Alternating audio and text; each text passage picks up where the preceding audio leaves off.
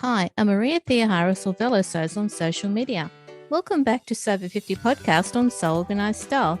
Grab a cuppa and relax with us. On So Organized Style podcast, I begin today by acknowledging the traditional custodians of the land on which we record this podcast and pay respects to the elders past and present. Thanks for joining us on Sober 50 podcast on So Organized Style. Sober 50 intersects with all communities. We're a community that is so over ageism. On today's podcast, we welcome back Lindsie. She's the woman who runs So Busty, the So Busty community. So let's welcome Lindsie from So Busty. How are you? I'm good. How are you, Maria? Very good. And it's lovely to see you again after all this time, and so much has happened since our original chat. Yes, so much has happened.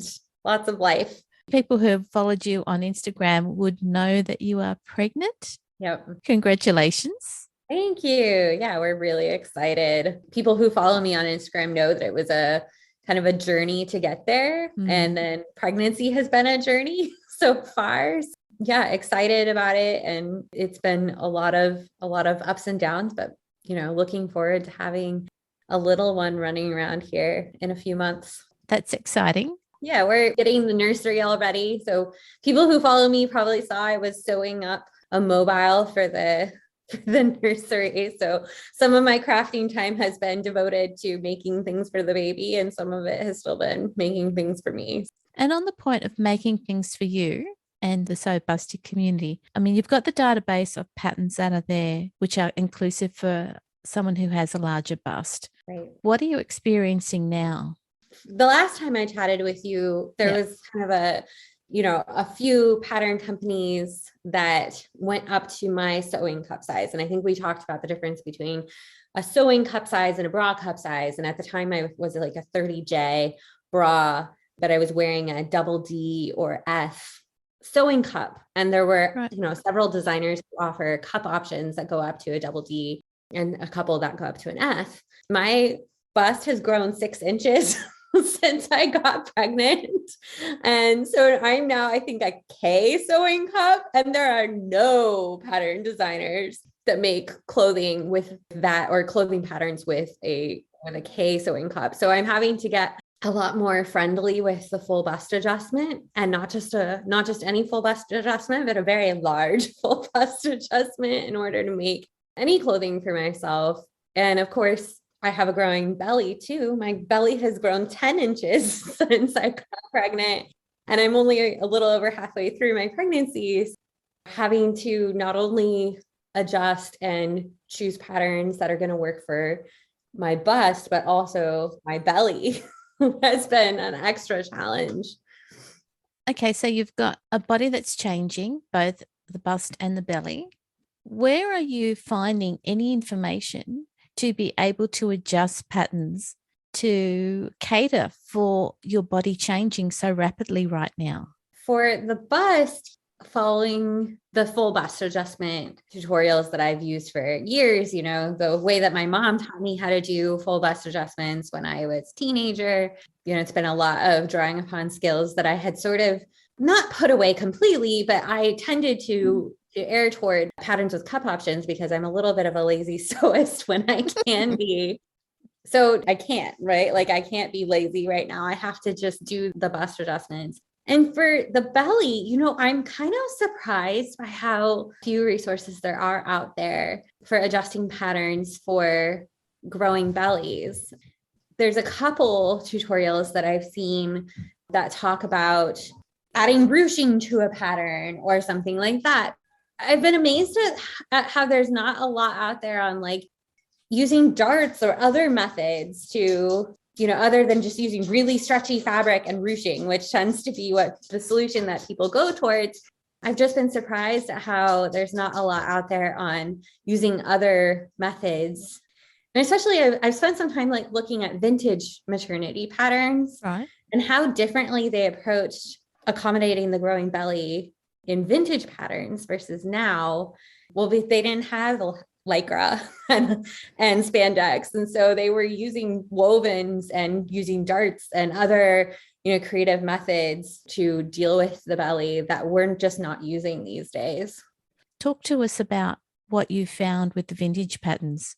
Yeah, one thing that I found that is really fun for pants that I really want to make a pair like this is a pants that have they'll literally just have a cutout where the belly goes. Right. And that's one piece. And then there's a flap that like comes up over that you then gets tied in the bag. I recognize that like I'm making all these hand signals to you to like describe what this looks like, and the listeners aren't going to be able to see me using my hands. So maybe I'll have to shoot you a picture of one of these patterns that I'm talking about so that people can see what I'm referring to. Yeah, we'll have those on the blog post. But it's so interesting because they solve this issue by having sort of two pieces to the pant waist, with ties that are adjustable. And that's just like, you don't see that in ready to wear maternity or in patterns these days. I've seen that. I've also seen a lot of, straight down patterns that just fall from the bust. And one thing, to note is depending on the era, in some eras, the people who were pregnant were more apt to hide their belly. I think these days it's kind of trendy to have something that cinches in at the empire waist and then shows off your belly. And in certain eras, it was more about hiding the belly and having more loose fitting garments. It's definitely changed throughout history how pattern designers have approached dealing with maternity patterns. So is there a pattern that you've been working on at the moment so that you can make something to wear right now? Yeah, I've been working on a couple. Yeah, I just made this one. It's a Simplicity, but it was a Megan Nilsson pattern that came out under Simplicity. And it's Simplicity 1468. Okay. It's out of print, but it's pretty easy to find on eBay. And it's kind of an interesting one because it's a wrap, but it's a wrap with long ribbons. So the bottom from the empire waist down, you wrap yourself like a mummy. You just keep wrapping and wrapping and wrapping this long ribbon of fabric around your body, which is really comfy. And the nice thing is that it's very adaptable I can wear it now and I'll be able to wear it postpartum, because the wrap, can be smaller or larger depending on your body shape and size at that time. But I've noticed that when I wear it, I have to be really careful and make sure that I'm like constantly adjusting the different pieces of fabric to cover everything, because sometimes some skin pops out. So that was an interesting one that I just finished. I'm currently working on the chalk and notch fringe dress. So I think I'll have a blog post coming out this week or next about that. That's not a maternity pattern at all. A lot of folks have been able to use it for maternity, usually without any adaptations. I'm having to do some adaptations because of my bust, really. I think I added 5 inches to the bust. So I had to do a 5-inch full bust adjustment. Right. On the D cup pattern. It was already a D cup pattern. And I added an additional 5 inches to that and realized when I was about to sew it up that like it's a pull-on dress. So there's no buttons or zippers or anything like that. And I realized like if I try to pull this on, like it's not going to pull on because the waist is not going to get over my bust, and I can't pull it up because it's not going to get over my belly either. So I was like, well, how am I going to solve? Right. Am I going to add a closure? What I think I'm doing, what I'm doing right now, but I haven't finished sewing it up. So we'll see how it works, is I've decided to omit all of the waist darts and instead elasticate the waist. And we'll see how that goes. It has a partial button front. From the waist up, it's a button front. It'll be nursing friendly when I have the baby. So I didn't want to add a second closure, and I didn't necessarily want to have the buttons go all the way down. So hopefully the elastic works out. But I'm excited for that. The other thing I had to do was raise the waistline on it to hit at the empire waist, because I did do a muslin, which I'm usually team no muslin, but I did a muslin of the bodice to make sure. And it was going to be too long. It was going to hit my belly. And so I raised the waistline so that it would be above my belly. So we'll see how that works out. Stay tuned. Doing a test version when you've got to do such a huge adjustment for that period of time makes perfect sense. Right. And that's the thing. Like I normally don't like doing toils or muslins because I normally can use my sloper and just sort of eyeball, okay, I might need to move the apex a little on this pattern. I might need to do a small full bust adjustment to this pattern. And I feel like I usually get a pretty like good enough results without having to toil every single pattern that I make. But right now, when I'm adding 5 inches to the bust, that's a big change. Yes. And you've got to make sure like the arm size still looks right on your body and things like that, especially when you're doing a very large full bust adjustment. Right. This is bringing up for me how much, which I was sort of aware of before I was pregnant, but now that I'm pregnant and my bust has grown so much, I'm like really acutely aware of how all of the tutorials that are out there, like they really just don't account for very, very large adjustments. Like most of the tutorials you find online for full bust adjustments, they're adding like maybe 2 inches to a pattern. They're not adding 5-6 inches. This pattern, the simplicity one that I was talking about, the Megan Nelson pattern, it's supposed to be dartless. And I was like trying to riddle, like, can I make this dartless for my body right now? My high bust right now is 35 inches and my full bust is 46 inches. So I have an 11-inch difference. I'm like, I'm trying to do this dartless full bust adjustment, adding something like 6 inches to the bust line. And the answer was no, like this isn't going to work. When you do a dartless full bust adjustment, you have to ease the shorter back onto the longer front. And there's just not enough stretch. And like I had a 50% stretch fabric and there just wasn't enough stretch in it to ease that together. So I ended up having to add a dart to the pattern. It's just interesting to me, even like Cashmerette, who is very, very size inclusive and does a great job of offering cup options for a wide variety of people with, a wide variety of bust sizes. Even her tutorials on her website, at least, her book is a little bit more detailed, but on her website, they're not like huge 6-inch full bust adjustments that she's doing. They're, a couple inch full bust adjustments. Her book goes into a little bit about what to do when you're having a really large adjustment like this. But there's not a lot of resources out there for people who are just doing these huge adjustments. And I'm sure it's the same for other adjustments, for other parts of the body. This is just what I'm noticing right now. Yeah. It's what you're living through right now. Right. It'd be great for you to share what you're learning on So Busty. When I do this fringe dress, I'll be posting a whole blog post about it. And I don't know that I'm going to do a whole tutorial on doing a full bust adjustment for it, but I will post a picture of my pattern piece. It is like the most Frankenstein pattern piece ever, because I just, it was so much adjusting that had to be done to this pattern piece to make it work. I think it'd be reassuring for people to know that, yes, it can be done. And if you need to put a dart into the pattern or 2 darts, you might have to split it. You need to do it. And that way it'll fit you better. Right. That's what I had to do with the fringe dress was I had to split it into 2 bust darts. And I was planning to do 2 waist darts instead of 1. And of course I eliminated both waist darts now, but yeah, I had to split it into 2 bust darts because it was just going to be way too large of a dart. Keep it as 1. And I think you also have just talked about when you're nursing. I'm trying my best right now to make mostly nursing friendly clothing so that I'm not having to make a whole nother wardrobe after the baby comes. Granted, I'm not doing that 100% because sometimes I just want like the neckline that I want. So I just made a jumpsuit, but folks can check out the blog post I did on this jumpsuit pattern. And I thought very deeply about making it nursing friendly and ultimately just decided I didn't want to because I really liked the neckline and I didn't want to have to put it in an invisible zipper. And I was just like, you know what, it's just going to be what it is. And I'll wear it for these 9 months. But mostly I'm trying to make things that are nursing friendly.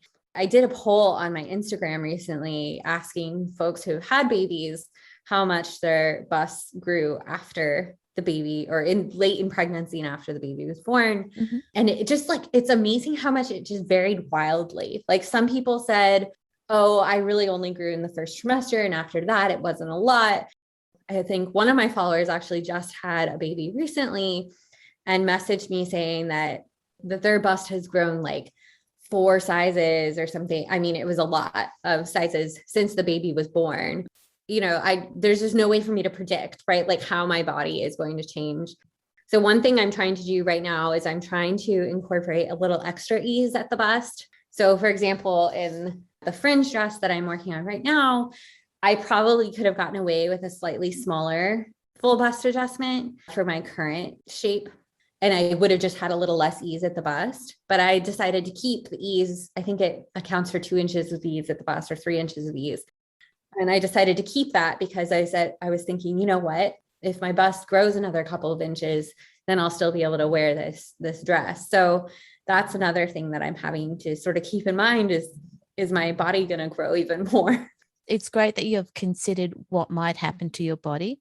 The fact that you've gone to your followers and asked in a poll what could happen has really opened your eyes to, okay, I've got the skills, I can do this. And it's good that listeners can go to So Busty and see the tutorials, even just the patterns that you've been working on, with the realization that they can do this too, because you've given them the skills. You've got the resources on there for people, and you've done the research. And it's not just for people who are pregnant, right? Like people's bodies grow for all different reasons, right? People gain bust sizes and lose bust sizes all the time. And there's definitely a subset of individuals out there who are as large as I am now, even when they're not pregnant. And so I think it's really important to recognize that and, I'm trying my best to, create more resources for people who do maybe need to do a really large full bust adjustment to see what that looks like. Because it's amazing how often on like Facebook groups, on like Curvy Sewing Collective, but also on the So Busty community Facebook group, people will post like a picture of their full bust adjustment of their pattern halfway through and say, this doesn't look like what the tutorial looks like. Am I doing this right? And the answer is often yes. It doesn't look like the tutorial because you're doing a much bigger adjustment than what the tutorial anticipated. So I think even like being able to post a picture of what my final pattern piece looks like, is helpful because you can see how different it is from, a 2-inch full bust adjustment that's included in their tutorial that they have on this pattern. And as you said, you're doing a 5-inch bust adjustment. And yes, it is going to look different to the tutorials. And thankfully, you'll be placing that on the So Busty blog for people to see. Yeah, people can see my really ugly Frankenstein pattern. And they'll also be able to see what the actual finished garment looks like and think, she's done a great job. I hope so. I'm like I've got this amazing fabric that I got from Mood, and I'm really hoping that this dress turns out. So knock on wood, you never know until you're finished sometimes. Yeah, you've got a way forward, and it's wonderful to hear that you're sharing what you're learning on So Busty, both on the blog and in the community on Facebook. Yes, absolutely. Yeah, the community on Facebook has been really active recently. So, folks should feel free to hop on all kinds of questions about, pattern suggestions, how to do different kinds of full bust adjustments, especially as I'm still trying to drum up the number of tutorials for different kinds of full bust adjustments on the blog. That's a really good resource to chat with other people who have to do similar adjustments. The tutorials that you've got on there are not just for people who are facing pregnancy or are pregnant, but it's for people who have larger busts that need to make patterns work for them, or those of us who would love to sew for a daughter or a daughter-in-law who is going through pregnancy.